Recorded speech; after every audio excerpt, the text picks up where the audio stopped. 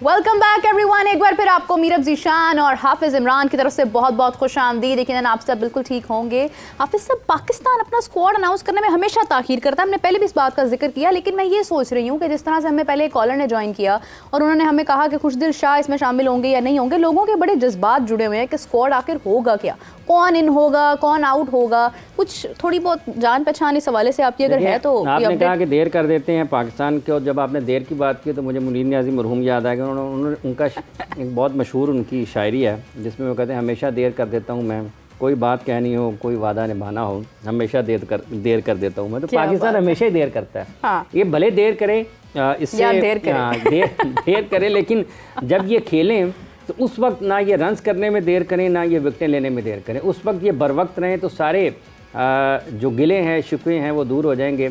इन्हिसार इसका है कि जब भी स्क्वाड का ऐलान होता है पाकिस्तान का मीरब, तो पाकिस्तान टीम चैम्पियंस ट्रॉफ़ी जब खेलती है, और अगर पाकिस्तान 23 तारीख को अपना पहला मैच, दूसरा मैच है जो पाकिस्तान ने मेरा ख्याल भारत के ख़िलाफ़ 23 को खेलना है, उससे पहले 19 को पाकिस्तान ने न्यूजीलैंड के ख़िलाफ़, मेरा ख्याल हाँ जी, 19 को न्यूजीलैंड के ख़िलाफ़ कराची में खेलना है, और 23 को पाकिस्तान ने अपना दूसरा मैच इंडिया के ख़िलाफ़ खेलना है। तो पाकिस्तान की चैम्पियंस ट्रॉफ़ी ये 19 से शुरू होनी है और 23 को इसका फैसला हो जाना है कि पाकिस्तान कहाँ जा रहा है। मतलब कहीं भी नहीं जा रहा, वापस अपने पास ही आएगा। तो ये दोनों मैचेस हैं पाकिस्तान के। अगर पाकिस्तान न्यूजीलैंड के ख़िलाफ़ जीत जाता है और पाकिस्तान इंडिया के ख़िलाफ़ भी जीत जाता है, जिसके इम्कानात भी मौजूद हैं, और कल सुनील गावस्कर साहब ने भी ये कहा है कि पाकिस्तान को उन्होंने फेवरेट कहा है, और उसका हवाला उन्होंने होम ग्राउंड की वजह से दिया, क्योंकि इंडिया 2023 के वर्ल्ड कप में अपने हाँ बिल्कुल फाइनल में वो पहला मैच हारे। और उससे पहले वो 10 मैचेस खेले, 10 मैचेस जीते, 1 मैच हारे, और वो फाइनल था। तो इससे बेहतर तो ये था कि वो इससे पहले वाला ऑस्ट्रेलिया मैच हार जाते और बाद में जीत जाते। तो कंडीशंस के एतबार से उन्होंने पाकिस्तान को फेवरेट करार दिया है। अल्लाह करे कि पाकिस्तान टीम अच्छा खेल पेश करे, बिल्कुल सिर्फ अच्छा खेल पेश ना करे बल्कि अच्छे नताइज भी आएँ, जिसका लोग तवक्को कर रहे हैं, चाहते हैं कि पाकिस्तान की टीम जब चैम्पियंस ट्रॉफ़ी के लिए मैदान में उतरे तो फतहयाब हो, और यही ख्वाहिश है। और जब आप 29 साल के बाद ICC के इवेंट की मेज़बानी कर रहे हों, और ख़ुशकिस्मती से आप दफ़ाई चैम्पियन भी हों, और उससे ज़्यादा खुशकिस्मती ये है कि आप गुज़िश्ता चंद हफ्तों में वाइट बॉल में बड़ी अच्छी क्रिकेट खेलते आ रहे हों, तो लोगों की तवक्कुआत बढ़ जाती हैं। बिल्कुल सही बात है। और तवक्कुआत से एक और बात मुझे याद आई कि हमारी स्क्रीन पर एक नंबर मौजूद है जिसको आप सब देख सकते हैं, और इसको गौर से देखिए, एक एक हिस्सा बिल्कुल ठीक इस्तेमाल करते हुए हमें कॉल कीजिए और हमारे साथ लाइव कॉल्स का हिस्सा बने, ताकि आपके सवालात जो आप लोग कमेंट्स में कर रहे होते हैं वो हम लोग लाइव अपने शो के अंदर ऐड करें और उसके जवाबात हम आपको दे सकें। तो हाफिज़ साहब गेस्ट की तरफ बिल्कुल ऐसे ही है जी। और नंबर आपके स्क्रीन पर है, टेलीविज़न पर, मोबाइल पर, जैसा कि मीरब ने भी जिक्र किया है। तो कोशिश करें कि आप मुनासिब अल्फाज का इस्तेमाल करें सवाल करते हुए। आप जज्बात का इजहार भी कर सकते हैं, लेकिन किसी की तज़हीक जज्बात में बह नहीं सकते। ये ना हो कि आप उधर से जज्बात में बहें, उधर से लाइन काट दी जाए। तो ये आप ज़रूर ख्याल रखें। पाकिस्तान टीम की कारकर्दगी के हवाले से अगर आप कुछ पूछना चाहते हैं तो वो ज़रूर कीजिएगा। बिल्कुल सही है। और इसी के साथ जो है अपने गेस्ट की तरफ मूव करते हैं। तो पहले भी आपकी मुलाकात हुई, एक बार फिर आपके सामने मौजूद हैं इमरान सुहेल साहब, sports analyst, sports journalist, and welcome back. Thank you very much.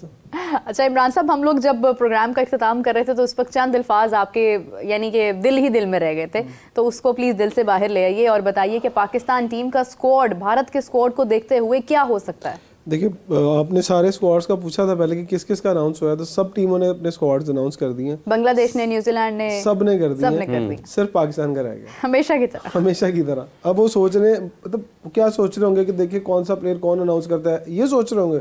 नहीं, वो ये सोच रहे होंगे कि फिट कौन बचा है।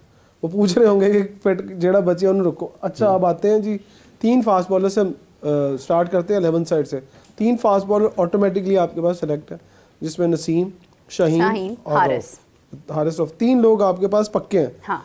आप उस पर स्पिनर्स के लिए डाउटफुल है। मुझे अगर मेरी ज़ाती राय पूछी जाए, और ज़ाती कहते हैं ना कि आप बताएं, आप जो टेक्निकल चीज़ें देखते हैं, मैं कहता हूँ साजिद खान को एज ए स्पिनर इब्रार की जगह पर पाकिस्तान टीम में चैंपियंस ट्रॉफी का हिस्सा होना चाहिए। अगर आज भी किसी को डाउट है तो मुझे नहीं समझ आती कि वो उसको फिर क्रिकेट सेंस क्या है उसकी, क्योंकि वो उनकी ज़ुबानी उन्होंने अपना cricket career as a batsman start किया था, और उन्होंने under 15, under 16, under 19 as a batsman उन्होंने खेली है। तो फिर अगर आप ऑलराउंडर ढूंढते हैं और रन करने वाला बंदा और एक्सपीरियंस बंदा ढूंढते हैं, तो फिर साजिद खान, जैसे भारत ने स्पिनर्स रखे, दोनों ऑप्शंस थे उनके पास, 2 ऑप्शंस हैं उसमें। फिर ये अब वो कहते हैं ना, जबरदस्ती घुस रहा है आपकी 15 की टीम में, तो फिर वो साजिद खान तो फिर नुमान भी तो हो सकते हैं। नहीं, नुमान के वो उसका डिसएडवांटेज ये है, एक तो वो फिटनेस लेवल बेहतर है साजिद खान का उनकी जगह पे, और जो एग्रेशन चाहिए होता है हमें बड़े इवेंट्स के अंदर किसी भी टीम के खिलाफ खेलने के लिए, वो गुस्सा, वो जोश, वो जज्बा वो साजिद खान में दिखाई देता है। गो के इब्रार भी बड़ा एग्रेशन शो करते हैं, लेकिन उस तरह से नहीं है। अगर बैटिंग की बात करें तो बैटिंग के बाद भी आपका ऑटोमेटिकली चॉइसेस यानी आपके नज़दीक साजिद तो मस्ट है, लेकिन इसके अलावा कितने स्पिनर्स हम और यूज़ कर सकते हैं? देखिए स्पिनर आपके पास अगर तो आप खिलाते हैं 11 साइड्स के अंदर तो फिर सलमान अली आगा 15 चलो 15 में आ जाते हैं ना। सलमान अली आगा ऑलराउंडर स्पिनर्स खेलते हैं। उसके बाद कामरान गुलाम को अगर आप उनका करियर उठा के देखें स्टार्ट, तो उनका as a spinner allrounder career start हुआ था जैसे ही सलमान अली आगा को हुआ था। गो के हम क्योंकि यूटिलाइज नहीं करते, हम बैटिंग की तरफ चले जाते हैं, मेहनत नहीं करते, क्योंकि दो डिपार्ट अगर आपको अच्छा ऑलराउंडर बनना है तो आपको डबल मेहनत करनी पड़ती है। तो लोग कतराते, लेजेंड्स क्यों बने थे, कपिल देव, इमरान खान या इन सब की अगर बात करते हैं तो वो मेहनत ज़्यादा करते थे। तो अब क्योंकि वो शोभा ऑलराउंडर्स का आपको कम दिखाई देता है हमारे मुल्क में, ख़ासतौर पाकिस्तान में, इसीलिए कि लोग मेहनत से कतराते हैं, लोग मेहनत नहीं करते क्योंकि आपको ये मेहनत मांगता है। अच्छा, आप बैटिंग की साइड पे आ जाते हैं हम, तो बैटिंग साइड से स्टार्ट करें तो बाबर आजम ऑब्वियस आपके पास एक सबसे पहली चॉइस वो होती है। उसके बाद आपके पास आ जाते हैं जी मोहम्मद रिजवान आ जाते हैं। फिर साइम और इमाम के अंदर टाई है कि आप किन को, अगर तो साइम फिट हो जाते हैं जैसे आपने कहा जी वो 15 का हिस्सा होंगे तो फिर इमाम क्यों होंगे, सवाल ये बनता ना। तो फिर आप एक बंदा एक्स्ट्रा रख रहे हैं, 16 की तो इजाज़त भी नहीं है, 15 की इजाज़त है। उसके बाद नीचे से आ जाता है कामरान गुलाम आपके पास, फिर साउथ शकील आपके पास, सलमान अली आगा आपके पास, ये आपकी बैटिंग लाइनअप है। फिर बीच में आप देखते हैं कि कौन से दो आप सब ऐसे बैट्समैन है जो आप सब, अभी इरफान नियाजी की आप बात कर रहे थे, आप समझते रिजवान भी हैं, रिजवान तो हमने गिन लिया ना स्टार्ट में, तो इरफान नियाजी हैं आपके पास। हाँ। शान मसूद सॉरी कैप्टन जो है शान, उनकी बात हो रही थी कि उनको भी रखा जाए। वो अब मुझे नहीं समझ आ रही कि वो कौन लोग हैं जो ये कहते हैं कि उनको भी 15 की साइड का हिस्सा, मतलब देखें रिस्ट्रिक्ट नहीं करना चाहिए टेस्ट तक मेरे ख्याल से। हाफिज साहब अगर शान मसूद की कारकर्दगी की तरफ नज़र डाली जाए, देखिए ये इसका इन्हिसार है ना कि आप क्या फॉर्मेशन बनाना चाहते हैं, आपकी फॉर्मेशन क्या है, आप टीम कैसे बनाना चाहते हैं। तो जब आप टीम बनाते हैं, आप सबसे पहले आप अपनी 11 बनाते हैं, सिलेक्शन कमेटी अपनी 11 बनाने के बाद 15 लोगों की तरफ जाती है कि आप, चूँकि आपने पहला मैच खेलना है तो कप्तान कोच उसमें शामिल हैं, तो आप किस प्लेइंग 11 के साथ जा सकते हैं। तो जब आप 11 बना लेते हैं तो फिर आपके लिए 15 बनाना आसान हो जाता है कि ये 11 है, इसके बाद हम ये 15 खिलाड़ी, 4 उनके इजाफी खिलाड़ी जो हैं वो शामिल करेंगे, और इनमें से अगर कोई खुदा न खास्तान फिट होता है या दस्तयाब नहीं होता तो उसके मुतबादल के तौर पर उन 4 खिलाड़ियों में कौन हो सकता है।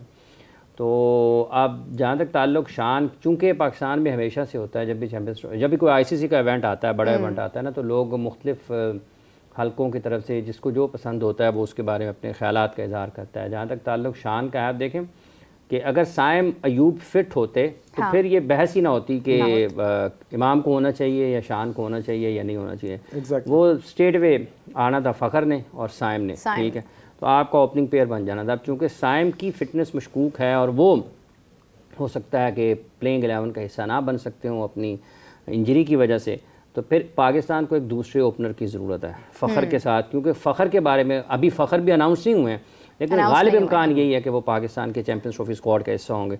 तो जब फ़खर के आने से साइम अगर नहीं है तो फिर आपने दूसरा ओपनर ढूंढना है। तो अब Pakistan cricket board, cricket team, जो सिलेक्शन कमेटी और कोचिंग स्टाफ है, चूँकि एक ही हैं, आकिब जावेद साहब है, कोच भी वही हैं और सिलेक्शन कमेटी में भी वही कर रहे हैं, तो उनके पास बड़ी क्लियर सी पिक्चर होगी कि वो किसके साथ ओपन करना चाहते हैं। क्या वो उनको सूट करता है इमामुल हक और इमाम के बारे में लोगों, और यहाँ पर उन्होंने उसको टेस्ट मैच नहीं खिलाया वैसे, पहला टेस्ट मैच, तो क्या इमाम उनको सूट करते हैं चैम्पियंस ट्रॉफ़ी के लिए? पाकिस्तान ने एक मैच अपने लीग का दुबई में खेलना है, इंडिया के साथ 2 मैचेस पाकिस्तान ने अपने मैदानों पर खेलने हैं।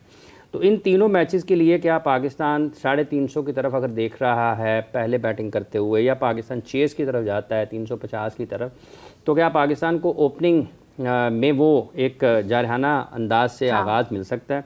इस चीज़ को उन्होंने देखना है कि क्या वो उस किरदार को निभाने के लिए मुकम्मल तौर पर अहलियत रखते हैं या नहीं रखते हैं। उसके बाद फिर आती है शान मसूद की बारी। शान का अगर आप लिस्ट ए का अदाद शुमार उनके देखते हैं तो वो तो बहुत शानदार हैं, ठीक है। उनके वो टेस्ट मैच से ज़्यादा फर्स्ट क्लास के अगर आप रन देखते हैं, से ज़्यादा उनके बेहतर अदाद शुमार नज़र आते हैं। लेकिन अब सब थोड़ा सा आपको इंटरप्ट करूंगा, मैं समझता हूँ कि फिर आपको अगर टेस्ट करना है आपने शान मसूद को, तो फिर ट्राई नेशन सीरीज आपके पास बेस्ट चॉइस है कि आपने जो तजर्बे करने हैं वो आप इसी में तजर्बे कर लें। और हो सकता है कि आई थिंक 16 फाइनल डेट तो उससे पहले किया ना, जो चैंपियंस ट्रॉफी के स्क्वाड का आपने करनी है, क्या 26 है थी तो वैसे 12 जनवरी, लेकिन पता नहीं फाइनल डेट जो है ना वो मेरे ज़हन से अभी निकल गई। 16 थी मेरा ख्याल है कि हमने टेक्निकल बुनियादों पर उसे आगे ले गए, थोड़ा सा आगे कर लिया। अच्छा, इसी के साथ जो है वो हमें एक और गेस्ट ने ज्वाइन किया है। जनाब आप इन्हें अक्सर सुनते रहते हैं, sports analyst, sports journalist Zeeshan Rana साहब, अस्सलाम वालेकुम, कैसे हैं आप? थैंक यू राना साहब, बहुत बहुत शुक्रिया। हम सब बिल्कुल ठीक है। जहाँ तक ताल्लुक है ना जी शान मसूद का, तो उसमें पाकिस्तान क्रिकेट बोर्ड ने ये फैसला करना है, सिलेक्शन कमेटी और कोचिंग स्टाफ ने, कि उनको क्या सूट करता है, क्या वो शान के साथ जाना चाहते हैं या नहीं जाना चाहते। बुनियादी तौर पर ये इशू हुआ है पाकिस्तान को साइम अयूब की इंजरी से, वगरना कोई मसला नहीं था, वरना स्टेट वे 2 ओपनर्स पाकिस्तान के सिलेक्ट हो जाने थे। अगर शान के साथ जाते हैं, शान निस्बतन खुला खेलते हैं, जब आप वनडे में उनकी बैटिंग देखेंगे और कंट्रोल में है, पिचेस कंफर्टेबल होंगी। और पाकिस्तान ने उन्हें जब वाइट बॉल में आखिरी मरतबा 2021 के वर्ल्ड T20 चैंपियनशिप में खिलाया था, और वो 4 नंबर पर जब पाकिस्तान को ज़रूरत थी, वो जो मैचेस पाकिस्तान वहाँ पे अच्छा परफॉर्म किया, वो टॉप्स, और वो इस इवेंट में पाकिस्तान के टॉप स्कोरर थे ऑस्ट्रेलिया में।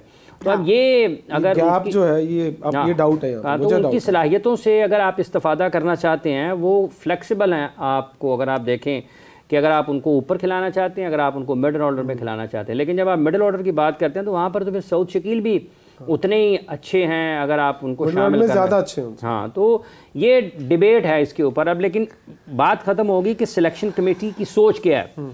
मेरा ख्याल नहीं है कि वो कोई बहुत ज़्यादा हक में हैं इतने मिडिल ऑर्डर में सऊद शकील के और ऊपर उनके शान के। हो सकता है कि कुछ चीज़ें बदलें और शान का, लेकिन मुश्किल होगा।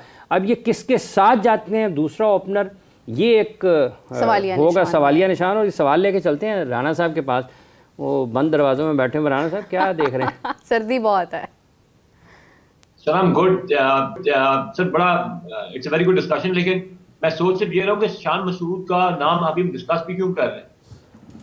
हमारा क्या विनिंग कॉम्बिनेशन था जब साउथ अफ्रीका में वाइट वॉश किया है उनका? What was the winning combination? Time unfortunately injured हो चुका है और Fakhar Zaman had to join the team. अब तो सिर्फ डिस्कशन इमामुल्लाह के नाम पे रह गई बिकॉज आप देखिए ना कि शान ने last time white ball Pakistan का रिप्रेजेंट किया था, और what he brings to the table, yes I understand कि उसका लिस्ट में उसका रेकॉर्ड ठीक है, लेकिन आपको ओवरऑल टीम की कॉम्पोजिशन को भी देखना है। ऑब्वियसली इसमें कैप्टन की बायन इसलिए ज्यादा इंपॉर्टेंट और वैल्यूएबल होगी। राणा साहब नाम कोई नहीं ले रहा, हम भी ये नहीं कह रहे कि उसको उठा के टीम में लेके जा रहे हैं, शामिल करें। हम जो ऑप्शंस हैं उनके ऊपर बात कर रहे हैं कि कौन किसके पास क्या है। तो हम ये नहीं कह रहे हैं यहाँ पे बैठ के कि उसको ज़बरदस्ती डालना है। और हमने शुरू बात यहाँ से की है कि ये सारी बहस इसलिए शुरू हुई है चूंकि साइम नहीं है। हाँ। साइम इंजर्ड हो गए हैं, तो ये बहस शुरू हुई है कि किसको होना चाहिए किसको नहीं होना चाहिए। तो ये उसका पस मंज़र है। नहीं, आई अंडरस्टैंड। मैं आपको प्रोग्राम स्टार्ट से देख रहा हूँ, उससे पहले भी देखा मैं। I am not saying you guys are taking the name, I have heard other people taking the name, इसलिए मैं थोड़ा क्लियर करना चाह रहा हूँ। देखिए, रिजवान ने ना आपको दोनों सीनियर कंट्रीज में हिस्ट्री क्रिएट की है, और उसकी अंडर कैप्टनसी, चाहे तब हारिस ने से बॉलिंग की, चाहे हमारे पास साउथ अफ्रीका में हमारी बैटिंग यूनिट क्लिक किया। लेकिन अंडरस्टैंड करें कि जो आपका कैप्टन है और जो आपका स्टार बैटर है बाबर आजम, इन दोनों के साथ अगर हम पूरी टीम की कॉम्बिनेशन को देखते हैं ना, तो वहां पर Shan Masood even if you would qualify, मैं डबल एडवोकेट नहीं बनना, लेकिन बताना चाह रहा हूँ कि शान की इस टीम में इंक्लूजन नहीं होगी। और शान मसूद की जगह अगर हम डिस्कस कर लें फखर को और इमाम को, I think the Pakistan cricket board और selection committee are going to go with that formula, जिस पे कि रिजवान भी इजी होगा। Because Shan Masood has represented different franchises in PSL as well, और वी ऑल नो कि उसके बाद फ्रेंचाइज छोड़ने के रीजंस क्या थे। तो टीम को इस टाइम पे वन डायरेक्शन में जाना है, और ऑब्वियसली कप्तान चूंकि 2 सीरीज जीत चुका और आउटस्टैंडिंग परफॉर्मेंस की है हमारी टीम ने दोनों कंट्रीज में, तो Rizwan is never going to go with Shan Masood. Obviously he will go for Fakhar, and outside chance जो मुझे 50-50 लगता है वो इमाम का लगता है। लेकिन आपने इमाम को पहले टेस्ट में चांस दिया नहीं, तो अब अगर वो पहले टेस्ट में खेला होता, उसने कोई फील्ड ली होती, जिस टाइम मैंने लास्ट टाइम बात की थी, तो इमाम के भी चांसेस काफी थे, हमें क्लियर पता लग जाता। जहां तक सऊद शकील की बात है, he will not make it into the final squad, although उसने गट्स हैं, वो खेलता भी अच्छा है, लेकिन इस करंट चैंपियंस ट्रॉफी के स्क्वाड में हम बात इसलिए अभी ये कर रहे हैं क्योंकि हमने स्क्वाड तक अनाउंस नहीं किया हुआ। हमें साइम को भी तकरीबन 2.5 वीक्स हो चुके हैं इंजर हुए हुए, लेकिन हमने अभी तक अपना जो है ना वो रविश नहीं छोड़ी कि हमने 13वें घंटे में जो है ना 11वें घंटे का काम करना है। That is the reason we are still in a fix कि हमारी टीम कॉम्बिनेशन क्या होना है। और आई एग्री विद इमरान भाई कि सिर्फ हमारे बॉलर्स पक्के हैं और हमारे जो कप्तान और बाबर उसके अलावा जो है ना किसी के नाम पे जो है ना अभी तक मसला सा बना है। शायद ये सारे प्लेयर्स को एंगेज मुझे निशान साहब एक कतई कलामी की माजरत चाहती हूँ, लेकिन एक बड़ी कन्फ्यूजन है हाफिज साहब, मैं अगर इसके ऊपर बात करूँ कि इमामुल हक अगर हम हमारे माइंड में है कि हमने उन्हें आगे लेकर आना है, और ये साइम की इंजरी से पहले भी था, कहीं ना कहीं ये बात डिस्कस थी कि हमने इमाम को शामिल करना है, तो इमाम को अगर शामिल करना ही था तो हमारे पास इतनी सारी सीरीज थी बैक एंड, हमने right before the last series champions trophy क्यों उसको लेकर आना है? व्हाट इफ अगर वो परफॉर्म नहीं कर पाता तो क्या फिर हम ऐन मौके पर ये सोचेंगे कि इमाम तो फॉर्म में ही नहीं है? देखिए दोनों के साथ ये मामला है, शान मसूद के साथ भी ये मामला है और इमाम के साथ ये मामला है कि दोनों ही काफ़ी सीरीज से वाइट बॉल नहीं खेल रहे हैं।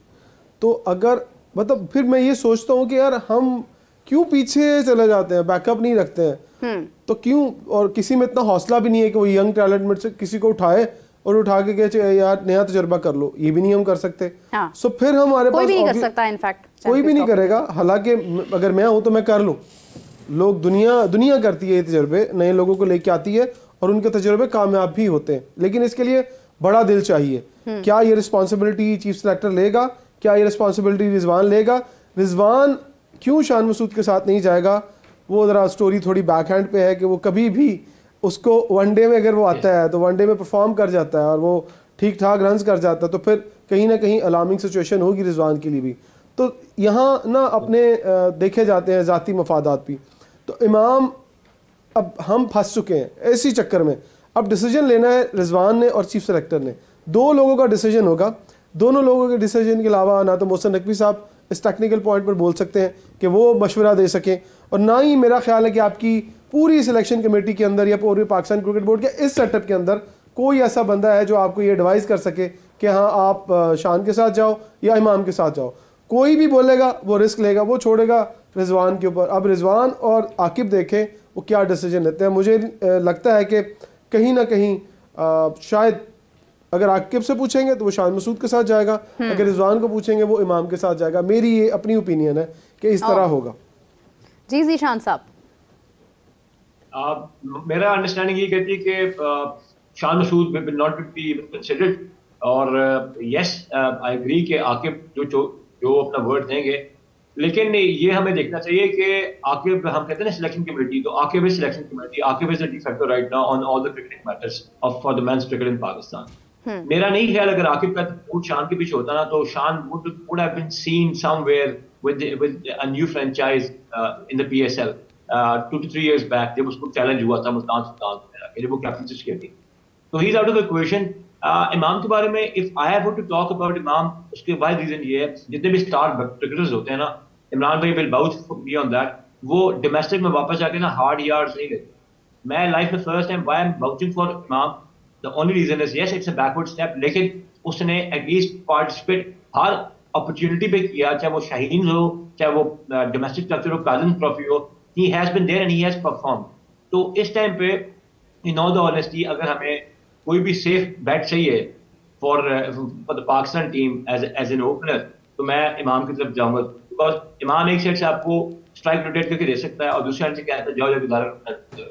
जहाँ तक शान मसूद की बात है, I have no doubts in his cricketing abilities, लेकिन वो जो बात है वो जो कह रहे हैं बैक स्टेज वाली बातें हैं, it is all about that. और हमारी हिस्ट्री का, पूरी दुनिया क्रिकेट की हिस्ट्री इन्फेस्टेड है इस तरह के पर्सनल लाइक्स एंड डिसलाइक्स के साथ अपने गोल्स को सेटल करने के लिए।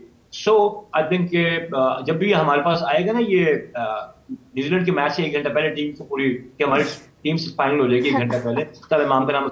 हाँ अच्छा, लेकिन राणा साहब आपने कहा कि उनकी जो टीम में शमूलियत है, जैसे अभी इमरान साहब ने कहा कि हो सकता है वो किसी और वजह से ना हो पाए, तो इसमें मेरिट आपको लगता है फिर क्या मेरिट पर, अगर मेरिट पर बात की जाए तो फिर मेरिट पर भी आते हैं या नहीं आते हैं?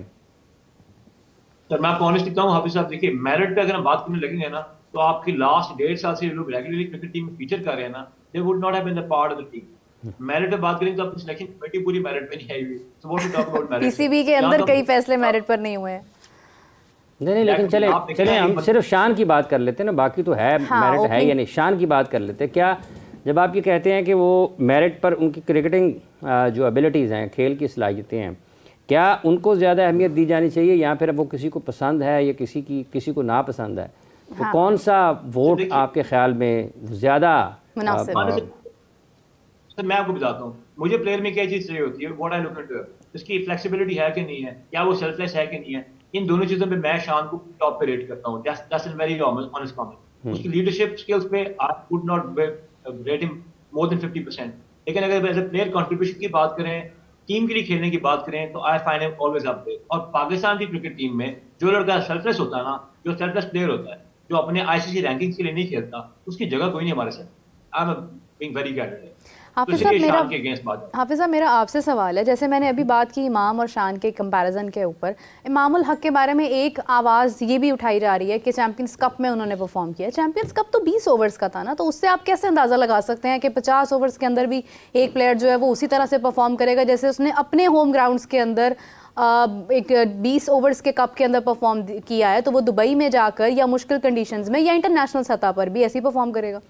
देखिए मेरे इसमें दो चीज़ें हैं। एक ये है कि ये कहानी शुरू होती है साइम के इंजर्ड होने से, हाँ। लेकिन जहाँ तक ताल्लुक उनकी इंटरनेशनल क्रिकेट में परफॉर्मेंसेस का है इमामुल हक की, तो उनके 72 मैचेस में 48 से ज़ायद की एवरेज है, 3000 से ज़ायद रन हैं उनके, 9 सेंचुरियाँ और 20 मिस सेंचुरियाँ। तो जब आप लगभग 49 की एवरेज के साथ इंटरनेशनल क्रिकेट खेल रहे हो वनडे क्रिकेट में, तो फिर आपके लिए सबसे बड़ा वोट आपको वही होता है कि आपकी परफॉर्मेंसेस क्या eight highest level. Champions cup उसके लिए मानी इसलिए नहीं रखता कि अगर उसकी फॉर्म का मसला है, बॉल उसके बैट पर नहीं आ रहा, क्रीज ऑक्यूपाई नहीं कर पा रहा, तो वो एक और बात है। लेकिन ये चीज़ उसने साबित कर दी, कायदन ट्रॉफी में मेरा ख्याल 3रे नंबर पर हैं ज़्यादा रन बनाने, 3-4 नंबर पर ज़्यादा रन खिलाड़ियों की फहरिस्त में। सो उनकी सलाहियत के ऊपर तो बात होनी नहीं इस वक्त, उनकी फॉर्म के ऊपर होगी कि क्या वो रन कर रहे हैं या नहीं कर रहे हैं। बिल्कुल। इंटरनेशनल क्रिकेट में वो अपना आप अपनी बैटिंग से इन 72 मैचेस की 71 इनिंग्स में 3000 से ज़ायद रन्स बनाकर साबित कर चुके हैं। तो जब आप आईसीसी इवेंट की तरफ जा रहे हैं या इंटरनेशनल इवेंट के लिए आप जा रहे हैं अपनी टीम की सिलेक्शन करने के लिए, तो जो उनके अदाद शुमार हैं या उन्होंने क्रिकेट खेली हुई है इंटरनेशनली, वो उसको देखा जाएगा।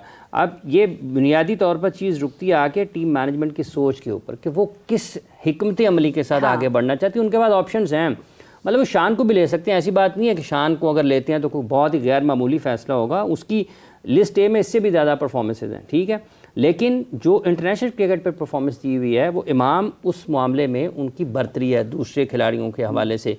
इवन ये जो फ़खर ज़मान की बात करते हैं, फ़खर एक एक्स फैक्टर के तौर पर लिए जाते हैं कि वो जब चलेंगे तो तने तनहा मैच का नक्शा बदल देंगे। भले 350 पाकिस्तान ने करना है, भले पाकिस्तान 400 चेज़ कर रहा है, भले पाकिस्तान ने 350 रन ऑन बोर्ड करने हैं, तो यही है। हाँ, तो वो 3 मैचेस में एक आध मैच में भी चलेंगे तो वो मैच बिल्कुल दूसरी तरफ कर देंगे। एक चीज़ और भी है, आपका जो सवाल था मैं उसका जवाब दे देता हूँ। पाकिस्तान में मेरा ये होता है, जो T20 में परफॉर्म करता है वो टेस्ट मैच में सेलेक्ट हो जाता है, तो वो वनडे में क्यों नहीं सेलेक्ट हो सकता? बाजी में मैंने बहुत दफ़ा सिलेक्शन कमेटी में 15 की साइड देखी है, वो बंदा T20 में परफॉर्म कर रहा है, टेस्ट में सेलेक्ट हो गया, टेस्ट में परफॉर्म कर रहा है, T20 में सेलेक्ट हो गया।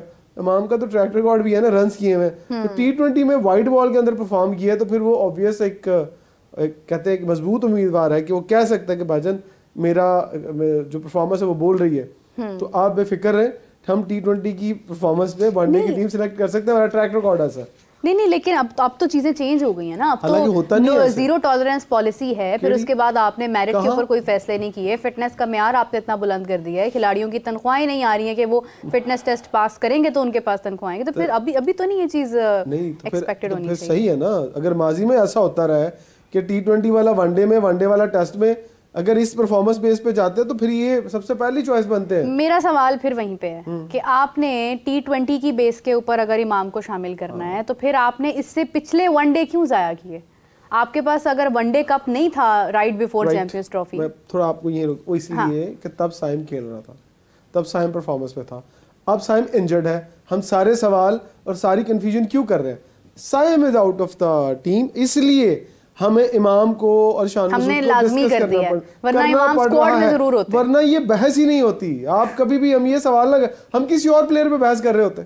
अब मैं अगर बहस करूं, मैं को ऑलराउंडर कौन खिलाएंगे, अब फहीम अशरफ और आमिर जमाल में से कौन सी सिलेक्शन हो सकती है, आप ये बताएं। दोनों की नहीं होनी चाहिए, ठीक है ना। लिटरली हाफिज साहब, you just spoke my heart out. अब आपको सरप्राइज भी देता हूं ना, ये सरप्राइज भी आपको मिल सकता है, ये अपने जहन में रखिएगा। आमिर जमाल और कुछ दिल वाला, आपने उनकी 2-3 इनिंग देखी ना वहां पर बांग्लादेश प्रीमियर लीग में, फहीम की, और थोड़ा कहते हैं ना पाकिस्तान क्रिकेट में डंडा भी, आमिर जमाल को बीबीएल में भेज के तो उन्होंने साबित कर दिया कि आमिर उन्होंने भेजा, लेकिन फहीम वहां परफॉर्म कर रहा है, और फिर जो परफॉर्म कर रहे हैं उसके साथ डंडा भी हो, वो जबरदस्ती घुस जाता है। हालांकि उसकी जगह मेरा ख्याल है पिछले 3-4 सीरीज में नहीं बननी चाहिए थी जो उसने खेल ली है, मुझे नहीं लगता कि उनको। लेकिन यहाँ बैठे हुए देखिएगा, आपको बहुत सारे लोग आएंगे ये बात कहने के लिए, यार वो वहाँ परफॉर्म कर रहा है तो यहाँ उसका बनता है, वो एज में सीनियर है, प्रेशर ले लेगा।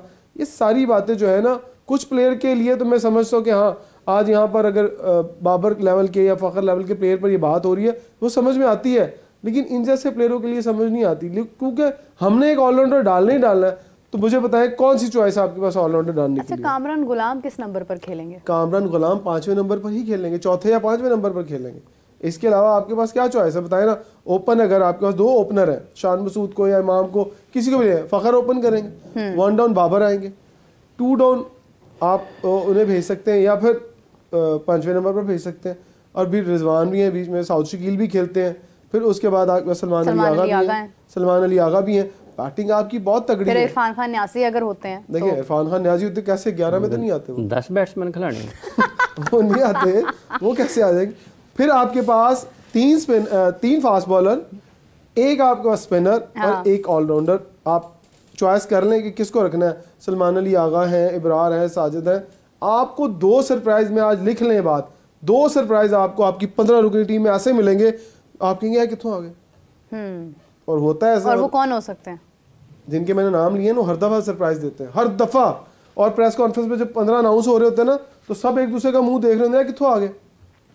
और मैंने लिटरली ये देखा वहाँ बैठे हुए, और फिर हम जब सवाल करते हैं तो फिर जवाब भी बड़ा लिखा होता है जवाब कि हाँ जी इस वास्ते है। तो ये है उनकी पाकिस्तान क्रिकेट टीम की सिलेक्शन का मामला। जहाँ तक ताल्लुक इस चीज़ का है ना मीरब के ऑलराउंडर, हाँ, अगर कुछ नहीं है तो ज़बरदस्ती तो किसी को डालना नहीं चाहिए, अगर पाकिस्तान के पास फास्ट बॉलिंग ऑलराउंडर नहीं है जो कि मुस्तनद हो, 10 ओवर्स भी पूरे कर सकता हो, बैटिंग में भी उतना अच्छा हो, जैसा कि आप इंडिया में बात करते हैं कि हार्दिक पांड्या की वो 10 ओवर्स का बॉलर है, वो ये नहीं है कि 2-3 ओवर्स करेगा और कप्तान के लिए बाकी 7 ओवर्स कराना मुश्किल हो जाएंगे। वो 10 ओवर का पूरा बॉलर है। और उसके बाद जब बैटिंग की बात आती है तो नंबर 5-6 पे जितनी भी नंबरों पर उसको बैटिंग के लिए भेजा जाएगा, वो अपनी टीम को मुश्किल से निकाल भी सकता है और तनहा मैच जितवाने की सलाहियत भी रखता है बैटिंग के शौक में। कप्तान कहाँ यूज़ करता है? पाकिस्तान के पास अब जब आप ऑलराउंडर की बात कर रहे हैं तो इस एक जगह पर आप जब देखते हैं तो क्या आपके पास ऐसा खिलाड़ी है जो खेल के दोनों शोबों में, बैटिंग और बॉलिंग दोनों में अपनी जगह को से इंसाफ करता हो, नज़र आता हो कि यार ये बैसियत बॉलर भी टीम के लिए मुफीद है, ये बैसियत बल्लेबाज भी टीम के लिए मुफीद है। तो पाकिस्तान के पास अगर इस वक्त नहीं है वो दोनों चीज़ें, आप आमिर यामीन का नाम ले लें, आप फ़हीम अशरफ का नाम ले लें, आप आमिर जमाल का नाम ले लें, इन तीनों में से कोई भी उस कैटेगरी पे नहीं आता, उस दर्जा बंदी में नहीं आता कि आप उनको एक ऑलराउंडर की हैसियत से टीम में। मेरा ख्याल आप सब कैंप जो लगना चाहिए था ना, वो स्ट्राइकर फोर्स वाला कैंप नहीं लगना चाहिए था। यहाँ अब्दुल रज़ाक से कैंप बनता था एज ऑलराउंडर सिलेक्शन के लिए, हाँ उन्हें ऑलराउंडर तैयार करो। ये वो बताते लोगों को कि भाईजान मैं इस तरह ऑलराउंडर बना था, मेरा नेचुरल टैलेंट भी था और मैं दोनों शोबों में कैसे मेहनत करता था। ये काम होने वाला था जो कामरान साजिद भी एज ऑलराउंडर क्रिकेट खेले, अब्दुल रज़ाक भी एज ऑलराउंडर क्रिकेट खेले, हमायूं फरहत तो खेले ही एज ए विकेट कीपर थे जो आए हैं वहाँ पर सिखाने के लिए। तो पाकिस्तान की पूरी क्रिकेट के अंदर पूरी की पूरी, वनडे ले लें, T20 ले लें या टेस्ट ले लें, आप एक ऑलराउंडर को मिस कर रहे हैं पिछले 5-6 साल से। आपके पास ऑलराउंडर, बल्कि मैं कहता हूँ कि मैंने तो नहीं देखा कि अब्दुल रज़ाक के अज़हर महमूद अब्दुल रज़ाक के बाद कोई ऐसा ऑलराउंडर आया हो जिसको हम कह सकें यार ये प्योर ऑलराउंडर है।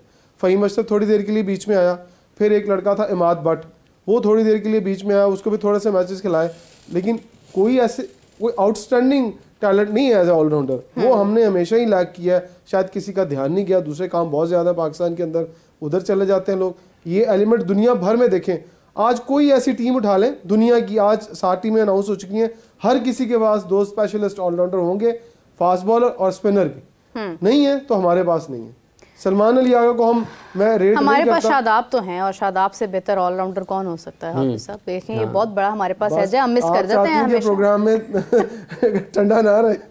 अच्छा नहीं, मैं एक बार फिर बताना चाहूंगी कि स्क्रीन पर जो नंबर शो हो रहा है इसको इस्तेमाल करते हुए आप हमारी लाइव कॉल्स का हिस्सा बन सकते हैं, हमें ज्वाइन कर सकते हैं। और अभी फ़िलहाल आपके साथ साथ जो लोग बाहर मौजूद हैं वहाँ तक हमारे 2 बड़े ख़ास लोग जो है वो उनके पास गए हैं, उनसे जानते हैं। हमारे साथ मौजूद हैं अली अंजुम और फ़ातिमा बिलाल। इनसे जानते हैं कि इस वक्त लोगों का क्या ओपिनियन, यानी थर्ड ओपिनियन क्या है। तो होप आपको बहुत मज़ा आएगा। तो प्लीज़ कंटिन्यू बताइए फ़ातिमा और अली, क्या अपडेट है, लोगों का क्या कहना है? जी मीरा बहन, हाफिज बहुत शुक्रिया आपका। स्पोर्ट्स की जब बात आती है तो हमेशा कंपैरिजन्स चलते ही रहते हैं, और क्रिकेट की खास तौर पर जहां पर बात हो तो उसमें तो कंपैरिजन्स बेशुमार चलते हैं। सबके अपने फेवरेट प्लेयर्स होते हैं, उनके बारे में एक ओपिनियन होता है, सबकी अपनी प्रेफरेंसेस होती है, ऐसा है कि नहीं?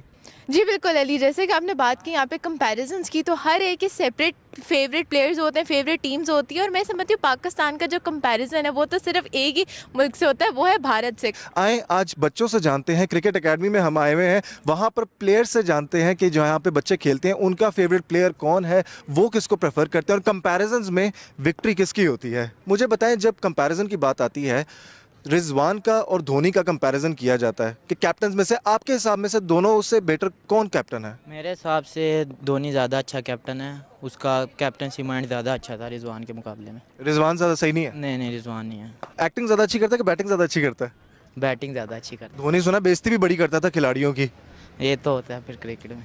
करना चाहिए आपके हिसाब से? बेइज्जत करना चाहिए जब कोई गलती हो जाए इस तरह करके, या फिर जाने देना चाहिए? नहीं, जाने देना चाहिए। तो विकेट कीपिंग आपको क्या लगती है किसकी बेहतर थी? विकेट कीपिंग भी धोनी की ज़्यादा बेहतर थी। आपको लगता है वो कम्युनिकेशन उसकी सही नहीं हो रही होती? रिजवान की जो पीछे से लगाता है वो कितनी ज़रूरी होती है, जो कम्युनिकेशन पीछे से कर रहे होते हैं, शाबाश है ये वो, ये ज़रूरी चीज़ होती है? ये बहुत ज़रूरी चीज़ है, इसमें गेम में बंदा इंजॉय करता है, तो जो कि धोनी में ज़्यादा थी इसमें नहीं है इतनी रिजवान में। जब बॉलर्स की बात की जाए तो 2 बड़े ज़बरदस्त बॉलर्स हैं, शाहीन अफरीदी एक हमारे और जसप्रीत बुमराह इंडिया के। वो जिधर जाता है सबके रोने निकल जाते हैं। आपके हिसाब से इन दोनों में से ज़्यादा बेहतर उभरता हुआ बॉलर कौन आ रहा है? शाहीन अफरीदी। शाहीन अफरीदी? जी शाहीन अफरीदी। बुमराह भी काफ़ी अच्छा बॉलर है, लेकिन शाहीन काफ़ी इम्प्रूव किया, उसने काफ़ी लीग्स खेली हैं। बुमराह अच्छा है शाहीन से। अभी ये जो हाल ही में टेस्ट मैच हुआ है, बहुत अच्छी बॉलिंग की है बुमराह ने उसमें।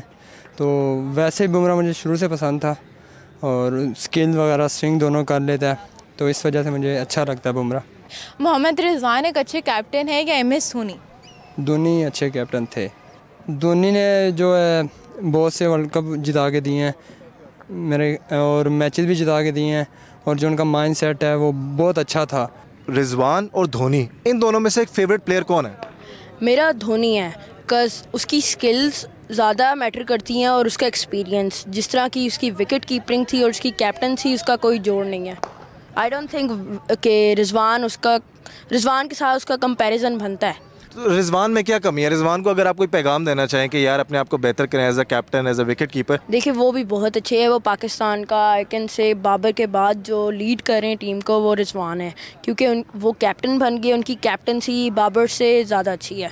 बुमराह और शाहीन अफरीदी, इनका कंपैरिजन भी बहुत किया जाता है, दोनों वर्ल्ड क्लास बॉलर्स हैं भी। आपका पर्सनल इन दोनों में से फेवरेट कौन है? पर्सनली सॉरी टू से, लेकिन बुमराह ज़्यादा अच्छा लगता है मुझे, क्योंकि उसने जो पास वर्ल्ड कप में 2023 का जो हुआ था उसमें बहुत अच्छा परफॉर्म किया था, इवन इंडिया में भी और 2024 का अमेरिका में भी। उसकी स्विंग की वजह से साउथ अफ्रीका वर्ल्ड कप नहीं जीत पाया था। तो शाहीन को क्या पैगाम देना चाहेंगे? अगर शाहीन सुन रहा हो तो वो अपनी बॉलिंग को किस तरह से बेहतर बना सकते हैं? उसकी स्विंग पे इसको ध्यान रखना चाहिए, क्योंकि पहले वो इन स्विंग बहुत अच्छी कराता था, अब वो कटर भी कराता है और स्लो बॉल्स भी डालता है, उसकी वजह से उसकी स्विंग इतनी अच्छी नहीं हो रही और बुमराह ओवरटेक कर रहा है। रिजवान विकेट कीपिंग ज़्यादा अच्छी करता है या फिर एक्टिंग परफॉर्मेंस ज़्यादा अच्छी करता है? समटाइम्स एक्टिंग और वो वाली चीज़। फॉर मी एक्टिंग ज़्यादा अच्छी करता है। बैटिंग छोड़ दे बेचारा, उसकी मर्जी है। आप यानी मिस नहीं करेंगे उसको कि अगर वो कहे कि यार मैं जा रहा हूँ रिजवान के? उसके अलावा भी ऑप्शंस हैं हमारे पास, ऐसा नहीं है कि हमारे पास कोई भी ऑप्शन नहीं है। शाहीन दिमाग से बॉलिंग नहीं करता, बुमराह एक ही जगह से करता रहता है, एक ही जगह बैट्समैन को फंसा के रखता है। Dhoni is the best. तो रिजवान को कैप्टन बने हुए अभी 3 to 4 मंथ्स हुए हैं।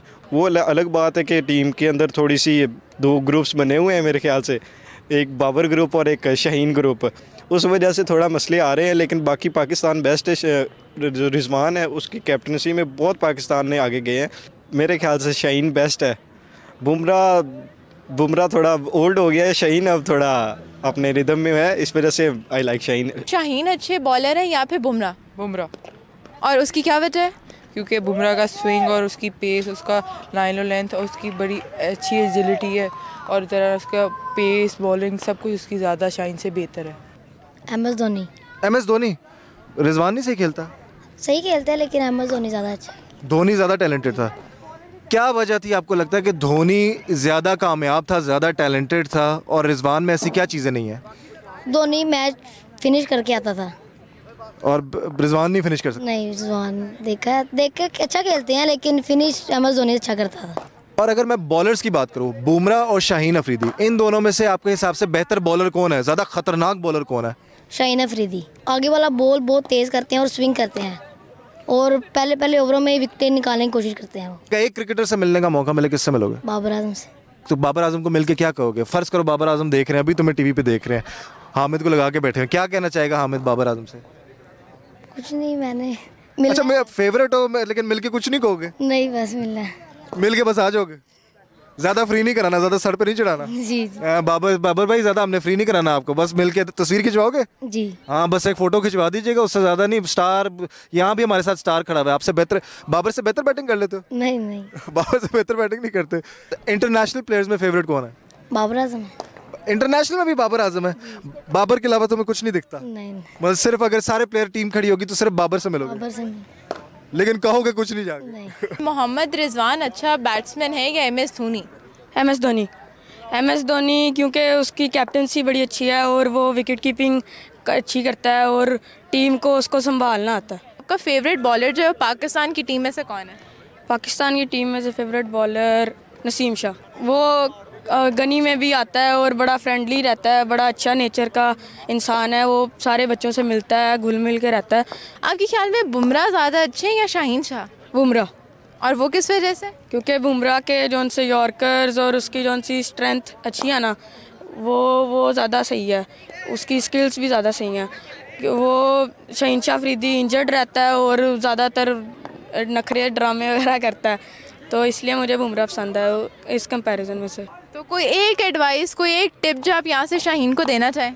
डाइव कम मारें, वो हर फील्डिंग पे डाइव मार देते हैं। वो पूरी टीम को कहते हैं आप प्रेस करें, मैं फील्डर अच्छा हूँ, मैं पकड़ लेता हूँ बॉल, फिर कहीं ना कहीं इंजरी का शिकार हो जाते हैं। वैसे तुमसे अगर मैं पूछूं कि बॉलर्स में बुमराह और शाहीन में से तुम्हें कौन ज़्यादा बेहतर लगता है, तो क्या कहोगी? बहुत फंसाने वाला सवाल है, but obviously I will go with Shaheen Shah Afridi. और आपका कौन फेवरेट है? आई वुड से कि जसप्रीत बुमराह। एंड बैट्समैन में I will go with Mohammad Rizwan. मैं जाऊंगा महेंद्र सिंह धोनी के साथ। मुझे लगता है कि धोनी जो है उसका एक अपना स्टाइल था, एक प्रेशर बना के रखता था। वेल, तो ये आपने हमारा ओपिनियन भी सुन लिया और साथ क्रिकेट एक्सपर्ट्स का भी, क्रिकेट फैंस का भी। So back to you guys at the studio. बहुत शुक्रिया आपका, थैंक यू सो मच। बच्चे मन के सच्चे, आखिर वो कह ही दिया जो बहुत सारे लोग जो है वो नहीं कह पाते हैं। हाफिज साहब, काफ़ी ज़्यादा रुझान जो है वो डेफिनेटली महेंद्र सिंह धोनी और बुमराह की जानिब है। आपको लगता है, वैसे आपका क्या ख्याल है, कंपैरिजन बनता है? देखिए, अभी बात यह है कि चूंकि पाकिस्तान ने क्रिकेट बहुत अच्छी नहीं खेली, ये भी लोगों के ख्यालात बदले हैं। 2-3 सीरीज़ पाकिस्तान जो अच्छी खेला है, अगर यही टीम जीत रही होती, अगर पाकिस्तान अपने मैदानों पर जीत रहा होता, गुज़िश्ता 1.5 बरस से लेकर 1.5 बरस में पाकिस्तान के नताइज मजमूई तौर पर अच्छे नहीं रहे, मतलब डिक्लाइन की तरफ, तनज़ली की तरफ रहे। इंजरीज़ बहुत ज़्यादा हुई, कुछ गैर नाखुशगवार वाक़यात पाकिस्तान की क्रिकेट के साथ हुए। तो ये चीज़ें जो हैं वो फिर अवामी सतह पर लोगों के और बिलखुसूस जो क्रिकेटर्स हैं, जो बच्चे हैं, उनके दिलों दिमागों पर असर करती हैं। तो अगर टीम अच्छा खेल रही हो तो फिर आपको लोगों की सोच बदली दिखाई देती है। जो बिलखुसूस जो क्रिकेट खेल रहे होते हैं ना, वो बहुत ज़्यादा उनको एक मुतहर्रिक होते हैं और वो अपने खिलाड़ियों से ज़्यादा जुड़े रहते हैं। लेकिन इसमें भी कोई शक नहीं है कि अगर आप दौरे हाजिर में देखते हैं तो जसप्रीत बुमराह दुनिया में हर जगह पर बहुत अच्छी क्रिकेट खेलते हैं। महेंद्र सिंह धोनी के अगर आप जिक्र करते हैं तो आज भी उनका नाम दुनिया के एक इस जो मॉडर्न एरा कहा जाता है, जदीद दौर में, वो दुनिया के बेहतरीन क्रिकेटर्स में, कप्तानों में उनका शुमार होता है। तो लोग अगर उनको पसंद करते हैं तो वो सिर्फ उनकी पसंदीदगी उनकी कामयाबियों की वजह से है। जसप्रीत बुमराह को कामयाबी की वजह से पसंद करते हैं ना, इस वजह से तो नहीं करते कि वो चूँकि इंडिया से हैं तो लोग इंडिया क्रिकेट से हैं, उनकी कामयाबियों की वजह से लोगों के दिलों में घर किया हुआ है। बिल्कुल सही बात है। और हमारे साथ जैसा कि इमरान साहब भी मौजूद है और उनकी राय भी बहुत इंपॉर्टेंस रखती है। तो इमरान साहब, छोटे छोटे बच्चों ने इतने कमाल टेक्निकल पॉइंट्स उठाए हैं, आपकी क्या राय है इस हवाले से? देखिए, एक बच्चे मन के सच्चे आपने कह दिया है। मेरा ख्याल है कि जूनियर सिलेक्शन कमेटी भी होनी चाहिए। जूनियर्स एक न्यूट्रल जूनियर सिलेक्शन कमेटी होनी चाहिए जो डिसाइड करे। हम 15 बना रहे हैं, जरा उनसे भी 15 बना के देखिएगा किसी एक पैकेज में। क्या आप अपने 15 या 15 अपने 11 बनाए, पता लगे क्या वो कहते हैं, और शायद उससे हमारे सेलेक्टर सीख लें कि 11 कैसे बनाते हैं। क्या बात, मेरा ख्याल वो दिल की बात करेंगे। और वो देखिए जितने टेक्निकल जवाब वो दे रहे थे, और मैं खुद हैरान था कि बच्चे कितना क्लोज और डीपली देखते हैं। ये फ्यूचर है पाकिस्तान का। अगर ये बच्चे पाकिस्तान का फ्यूचर आ जाए ना, तो पाकिस्तान में हमें सेलेक्टर्स ना रखने पड़े, अरे हमें ऑब्वियस सिलेक्शन आ जाए हमारे पास। लेकिन जिन दो लोगों की बात हो रही थी, आपने सुना कि हम नहीं कहते यहाँ पर बैठकर, हम पूरी दुनिया ये बात करती है। और पूरी दुनिया, आपने सुनाया भी बच्चों को कि हम अफसार ने बिल्कुल ठीक कहा, हम इसलिए नहीं कहते कि वो इंडियन प्लेयर है, हम इसलिए कहते हैं कि वो बेस्ट प्लेयर है। हाँ, और क्यों कहते हैं धोनी को इतना फेवरेट क्यों है सबका पूरी दुनिया के अंदर? क्योंकि उसने बायलैटरल सीरीज के अलावा अपने मुल्क को बड़े टाइटल्स जितवाए हैं। बदकिस्मती के साथ हम बड़े टाइटल्स इतने ज़्यादा नहीं जीते हैं, और बहुत गैप के साथ हम जीते हैं बड़े टाइटल, जिस वजह से हमारे पास ग्रेट कैप्टन्स नहीं आते हैं। ग्रेट कैप्टन्स तभी बनते हैं जब वो बड़े बड़े इवेंट्स जितवाते हैं। धोनी, मैच विनिंग परफॉर्मेंसेस जो हैं वो आपके लिए एक कप्तान ऐसे तैयार करते हैं जिनको दुनिया याद रखती है। तो मेरे ख्याल से इसी के साथ जो है प्रोग्राम भी एंड कर देना चाहिए। इमरान साहब, आपका बहुत शुक्रिया, थैंक यू सो मच। आज तो हमारे दोनों सेशन जो है वो इमरान साहब के हवाले हमने कर दिए थे, इसको बाखूबी आपने निभाया। और इसी के साथ हाफिज़ साहब एंड कर दें। बिल्कुल जी, बिल्कुल बिल्कुल, इजाज़त लें यहीं पर इजाज़त लेते हैं जी आपसे। आप लोगों का बहुत बहुत शुक्रिया। प्रोग्राम का वक्त खत्म हो जाता है। हाफिज़ मोहम्मद इमरान और मीर अब्ज़ी शान आपसे इजाज़त चाहते हैं। आपसे कल दोबारा मुलाकात होगी।